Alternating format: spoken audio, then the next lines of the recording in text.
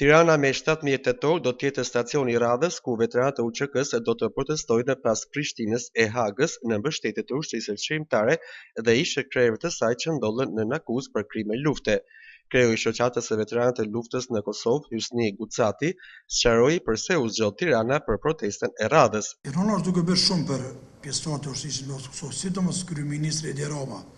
Ne jemi dëshmitarë se unë kam qenë vetëm burg atje në Hagë dhe e di punën dhe aktivitetin e Tiranës që është duke bërë për pjesëtarët e ushtrisë së luftës së Kosovës. Mirë është punot, ende më shumë, po është të punu. Qeveria shqiptare është të punu shumë, këtë drejtim është të ndihmu shumë.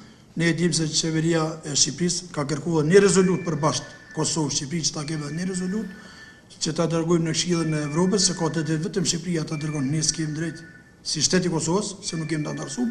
Po unë shpresoj dhe besoj si qeveria shqiptare nuk do të mungon fare në këtë drejtim, po të jap kontributin e vet as sa mundet dhe sa ka kapacitet. Ndërkohë, kryetari i shoqatës së familjeve të dëshmorëve të UÇK-s, Gjavit Jashari, tha se institucionet vendore, por edhe të Tiranës e Shkupit, obligohen që të reagojnë e kërkojnë drejtësi për ish-krerët e UÇK-s.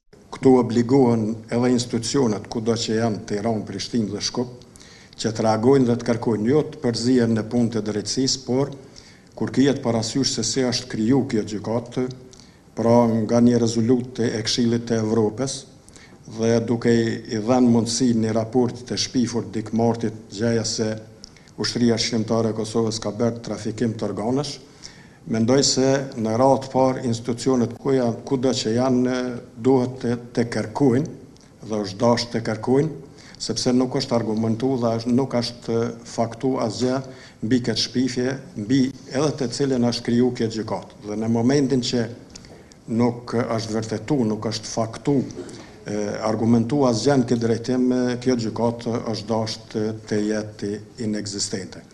Kujtojmë se një tjetër protestë është mbajtur në Hagë me 14 shtator, një ditë para fillimit të dëgjimit të dëshmitarit të parë të mbrojtjes, ish ndihmës sekretarit amerikan të shtetit James Rubin.